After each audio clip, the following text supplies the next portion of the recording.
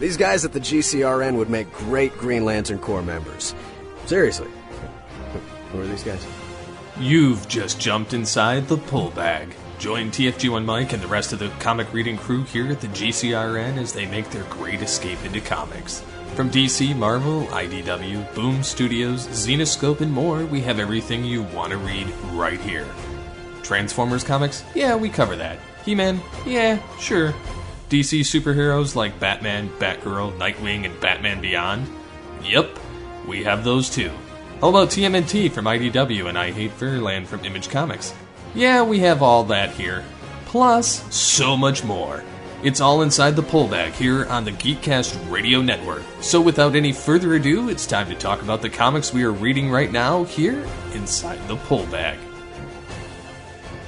Hello and welcome to the Pull Bag. This is episode 372. I'm, of course, TFG and Mike. Joining me is Ryan, the UnEvenFlow Markley. Hello, sir.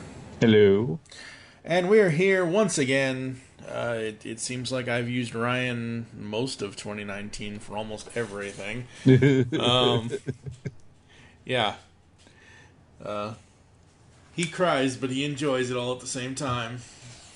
Oh boy, we gotta talk off air. No, anyway.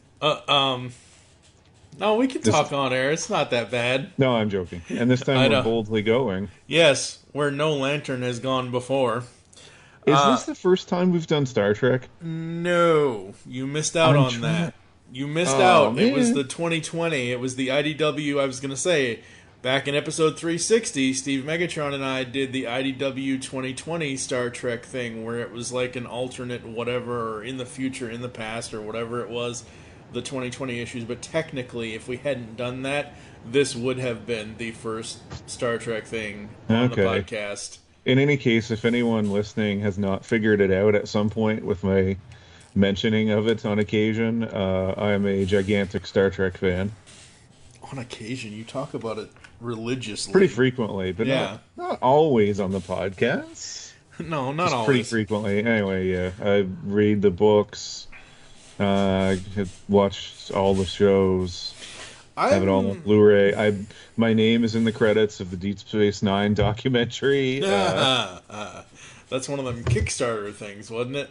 Indiegogo, but yeah, same thing. Ended up being well worthwhile. Yeah, very cool. Yeah, I am I would say casual Trek fan at best. I'm not as obsessed as some people are. Boo, boo. No, I'm just kidding. It's fine. More so meaning Steve Megatron. But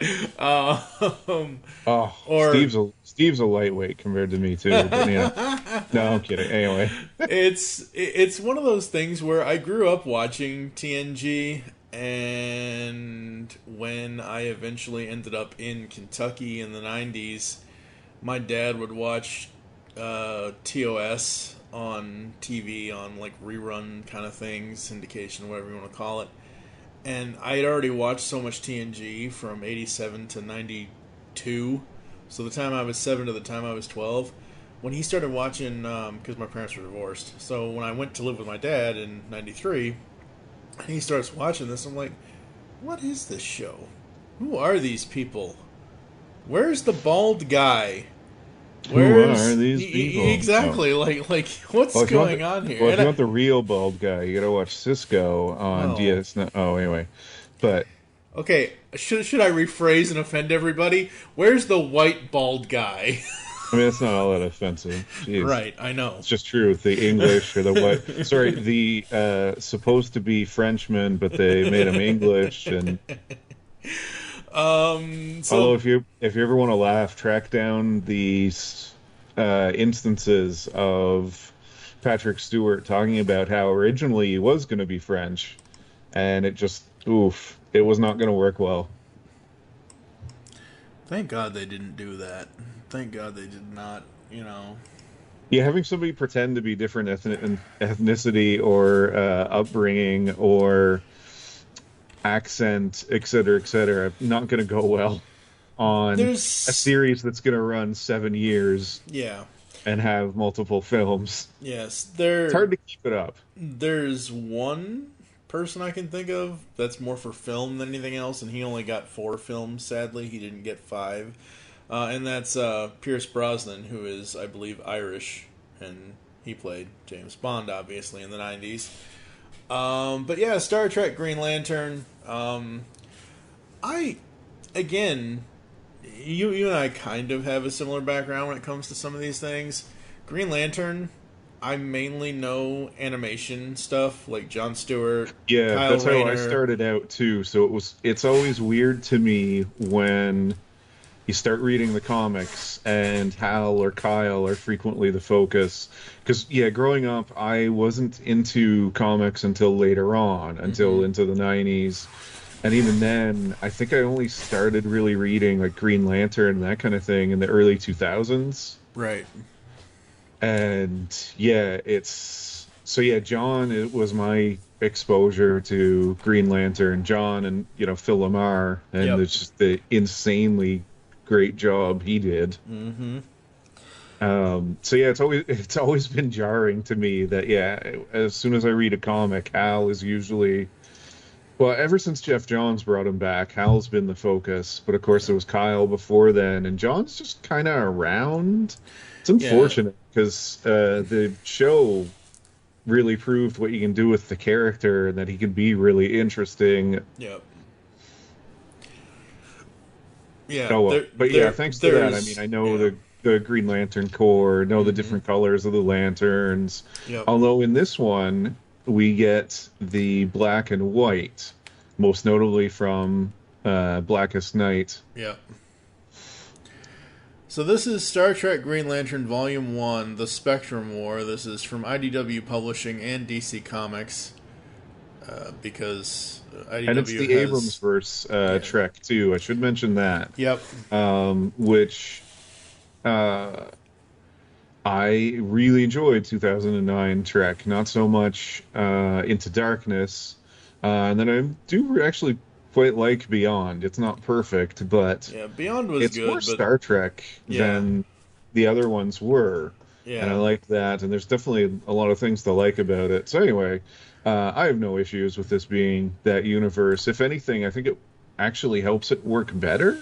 Yeah, because basically the story here is, just to not really summarize, not to take your summation away here, but it's one of those things where Necron essentially is destroying the DC universe. This is back in the New 52 day. This is originally published like July of 2015, folks. So this comic is 4 years old at this point.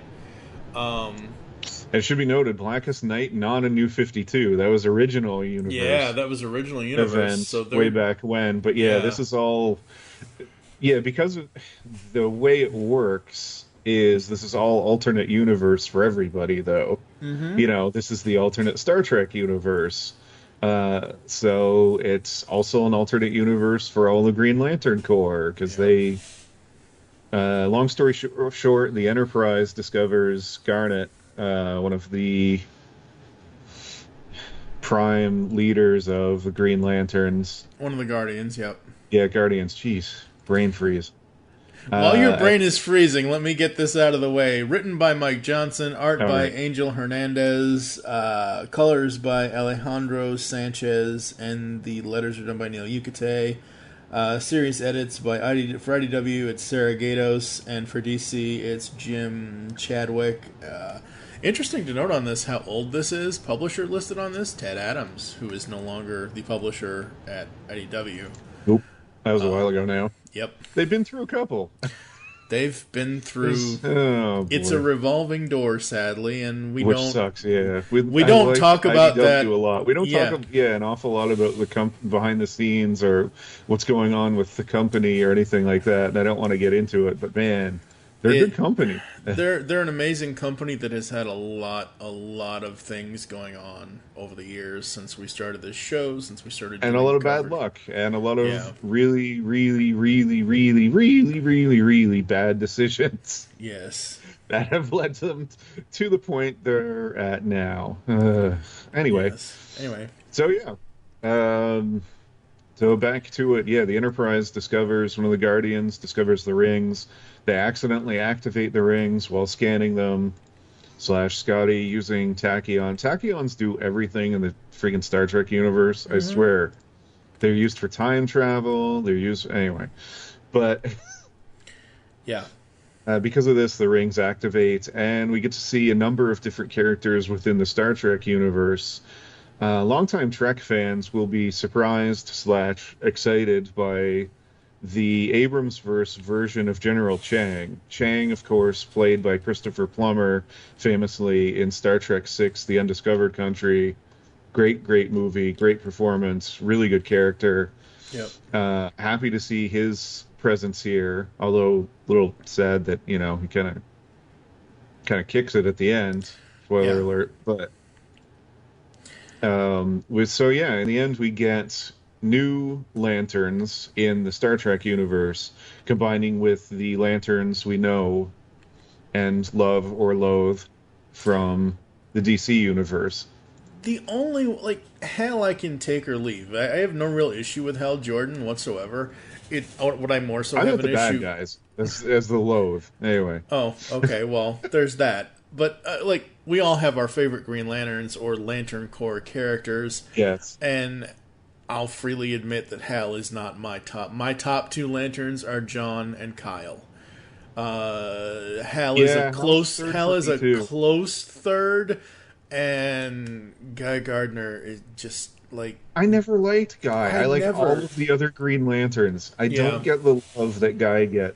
We could do an episode on that. We can do an episode on that. Why do people love and or hate Guy Gardner? Yeah, I don't know. I think he's too brash. And it's weird. There are characters like him that are lovable that I prefer more. Like Booster is a great example of it. Booster Gold is a brash, very much kind of douchebaggy, but is enjoyable. But anyway. There's a character crossover no one really wants. Guy Gardner and Booster Gold doing something, because two annoying characters do not make them not annoying anymore. No, but at least, I don't know what it is. I guess maybe because Booster's got a bit of a heart on him. Like when the chips are down, he does the right thing. Yeah. Guy usually just continues being a douchebag. Anyway, getting way off topic. So yeah, we get to see a team up between the different lanterns and our Trek characters. Notably and probably smartly, they don't give Captain Kirk a ring. Not yet. So the Enterprise, no, not in this volume. So the Enterprise crew that get them initially are Chekhov, Bones, Dr. McCoy, for anyone who's not. Mm-hmm. Everybody should know Dr. McCoy, my favorite original series character. Anyway, Uhura, and eventually Sulu, but of course Sulu's is constructed by Scotty, who figures out he can use the replicator to replicate a very basic ring. So long story short, the bad rings, I don't know what to call them, the rings that are traditionally evil, end up on Trek enemies. So Chang gets the Sinestro Corps' yellow ring, and immediately wants to go to war with the Federation. Actually, first he becomes Emperor, then he decides to go to war with the Federation. A Romulan senator gets an orange ring, also goes to war, Federation. And the red ring for hate goes directly to a Gorn, which, interesting choice. Actually, a good choice, I should say, too. And Atrocitus.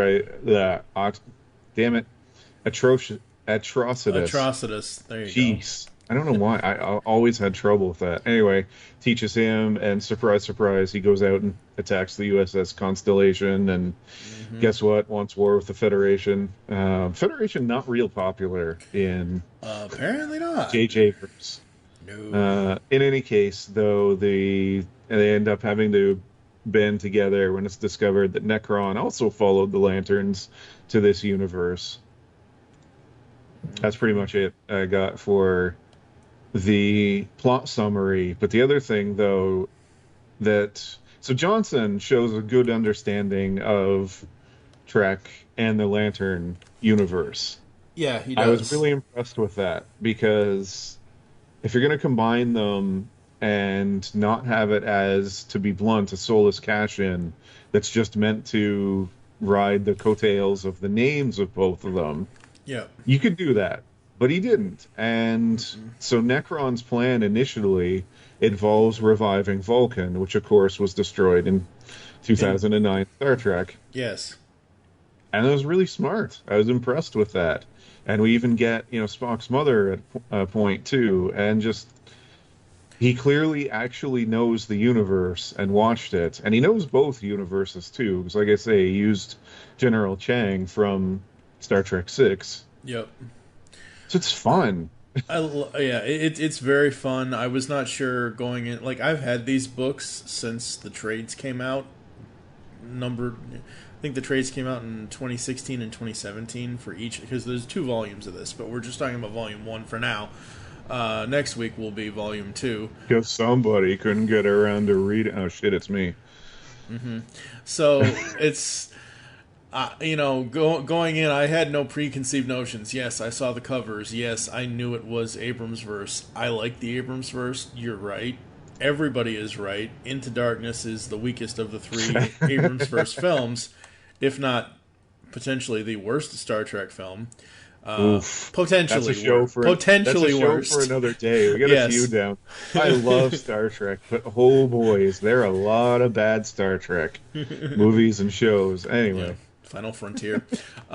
Yeah. But what I love, like you said, is how Mike Johnson basically seems to love both of these franchises. Because I don't know how, I mean, I know, like, sometimes writers will pitch something to a comic company or something. I don't know if this was given to him or if they said, hey, do you want, I don't know if this was, what I mean when I say given to him, I don't know if this was like Lou Scheimer way back in the 80s days for Filmation writers. Here, Roby Gorin, you write this. Here, Larry DiTillo, you write this. I don't think that was that way back then either, but I don't know. But I love how we get the reveal of Hal at the end of the first issue. My ship. Why is my friend Skeleton on board? I think that is super cool. I love the art in this.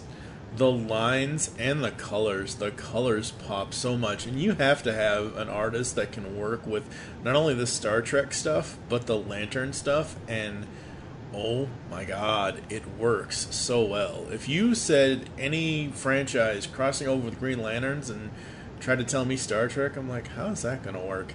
Especially if it was the, regular universe, not the Abrams verse, if it was the TOS, TNG kind of thing. And I'm like, I don't know. But this works, because to me, they're all very, very young kind of, people and whatever. It's one of the things I mentioned too when we did Star Wars, is space scenes and spaceships seem to be really hard to draw.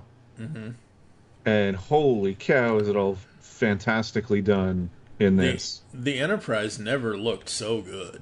Oh, this is some of the best Trek art I've seen, and there is quite a bit of good Trek art as well from the comics.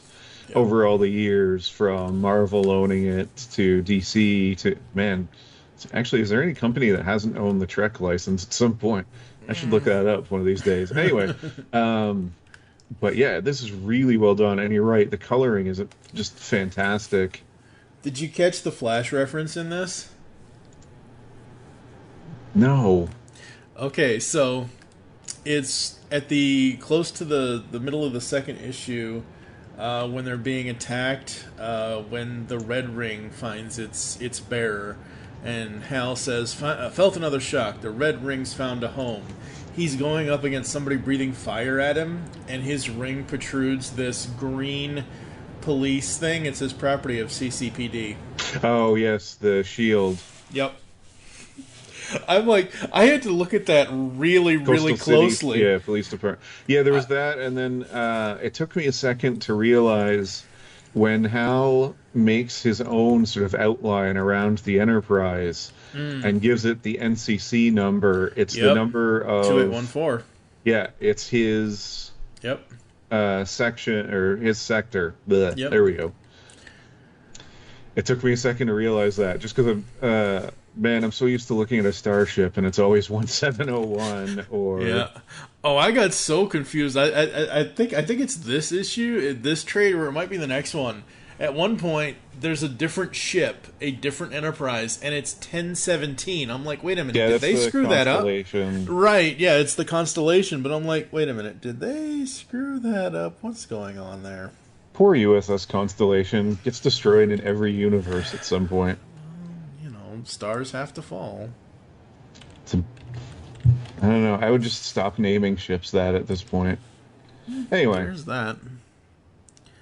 yeah, this is, if you're a fan of either, it's a must read, should read. It's fantastic. It is absolutely fantastic. And It is so much fun, and that's something we talk about, by the way, a lot, is like there's not as many fun comics. yeah. It's getting better again. And here's the thing, like, I know our good buddy Optimus Solo, he's not he flat out refuses comic crossovers or crossovers in general. Like, in what world do those universes kind of cross over?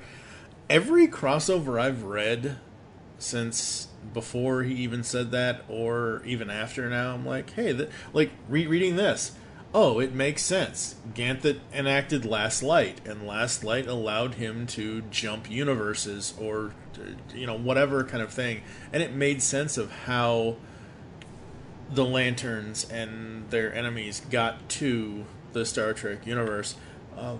What really kills me with this is seeing Chekhov, because Yeah, in the process Anton of Yelchin, of course. in yeah, the process in of real this, life. the real life actor of that character from the Abrams verse died. So that's Yeah, so it's a part of it too is the art on this is brilliant. The likenesses are perfect. You could easily tell which character is which, A and B, which actor portrayed them. Hernandez does just an outstanding job with it, and yeah, it's kind of it is really sad. because And I can hear his voice in my head every time he says Captain. Because he does it in that specific way that he always does, with his accent, and I can Captain, always I can always hear his voice in my. I've only read this once for this recording. I have not read this trade this crossover before, so this is the first. But just reading it aloud, not aloud, but just reading it and hearing the voice in my head, I'm like, oh wow, yeah, he's no longer with us, sadly. I love the battles. I love, again, the art and how each of them is done. From Atrocitus to Sinestro to Larfleeze. I mean, all of the evil Lantern characters, all of the good Lantern characters, and how they have others inhabit the rings that are the Star Trek characters. That was ingenious how they did that. well, the whole thing too. You mentioned that Kevin doesn't like crossovers. This is perfectly well done by somebody who understands how both universes work as a way to get around the whole, is this in continuity? First of all, by the way, things don't have to be in continuity. If you're going to do something fun, just do it. Yeah. I got over I can't remember when I kind of got over that. I used to be a real stickler for continuity in everything, especially comics. I don't remember what year I just kind of decided, you know what? If it's good and it's fun, who cares when it's set? It was probably reading all the old X-Men and getting a headache from trying to, hey, Wolverine's in 12 places at once. How can it be? Or all the other things that used to happen. But, yeah, Wolverine's in space while also on Earth, while also... but if it's well done... and it's fun, I don't think it matters. But having said that, he did it in a way that it all made sense, and it, could have actually happened, that sort of thing. And yeah, you're right about the crossovers too. Lately, there have been some good ones in things that I don't know. I don't know if you had told me that Batman and the Teenage Mutant Ninja Turtles would be a really fun, enjoyable read, animated film, read again, Yep. in Injustice games, and it would Yep. all work really well and be a lot of fun. I don't know if I would have agreed with that, but I would have been wrong if I said no. It's been a good batch of, and it should be noted too, this is way better than, so IDW did another crossover, but this was with Marvel, the Avengers Transformers crossover, which, oof, that was When not so did good. they do that? In the IDW Transformers 1 universe. We'll have to talk about that sometime. Oh Lord, I have never. I don't think I've ever heard about this. Oh, wow. Yeah, no, it was a mini-series set during the Shun series of events early on. That's IDW. why it was early on. It wasn't the good stuff. Yeah, it wasn't when things got really... Anyway, but this is the good stuff. Yes, as a very Trek much so. fan, this is a blast. As a Green Lantern fan, this is a blast. When you put them Yeah. all together, it is just pure fun. Pick it up if you're a fan of either universe, and if you're a fan of both, you should already have this. Yep, absolutely. And throughout this, and once they figure out the ring technology and whatever else, Scotty spends his time trying to figure out how he can adapt the ring technology to replicate it, to have personal force fields and phasers, so you don't actually have to have, like... He basically figured out the Starfleet version of the iPhone or something that combines, Walkman and this, that, and the other thing all into one thing with all this. So I thought that was cool. I just think this is really, really fun. And that's what it's meant for, and that's what it's supposed to do. It's supposed to bring two universes you love together for a fun adventure that has... all the high stakes you could want. It has all the comedy bits. Like, the very first thing when Ganthet gets on board, what does Bones say? Bones says what he always says. He's dead, Jim. Mm-hmm. I mean, that's just the way it is and the way it always will be, kind of a thing. I love the space battles between Sinestro and Hal. I think those are really done. Again, the art is just something amazing. There is one art page here, and I actually screen capped this and threw it on the Pullbag Facebook page. It's close to the end, where Sinestro is doing his monologue. And in return, I'll show you the worst fears. A ship and its crew destroyed thanks to your pride. And it's got, all of the main Trek people. It's got Kirk, Chekhov, Sulu, Bones, Scotty, and Spock. You go to a wide-out shot of it, it's all of them on each side of Sinestro's glowing yellow eyes. Like, wow. That's an amazing page. Yep. Amazing, And like I said before, everybody looks... we've talked about this a few times. It's got to be really difficult when you have real human people to draw. But everybody in this, on really every page, just looks perfectly like their... Yep. actor likeness. Yep. They do. And even when the other lanterns show up, John, Guy, Kilowog, they all look like their classic looks. They all go in to help, and I feel like Kilowog might be my third favorite lantern, actually, with Hal at 4. yeah. That's tough. Kilowog's fun, too. I like him. Yeah, he is. He's no poozer. Yeah. Kyle's great. I wish he was in the animated series or animated Yep. shows more. Yeah, he was only really in Superman, the animated series, for like one episode, and then really briefly during the sort of time stuff where Green Lantern actually changed to different incarnations of the character in Justice League. League, yeah, which was, by the way, that was great. There was one, I think it's Young Justice, when it's John and Hal, and they're looking for other Green Lanterns, and somebody said, wasn't there another Green Lantern on Earth, Guy something? And John and Hal both turn and go, no. Yeah. No, Alan Scott's the other Green Lantern on Earth. There was Right. no Guy. Don't know what you're talking about. Okay, yeah. Yeah. Anyway, rating. Woo. Yeah, rating. I gotta give it a 5.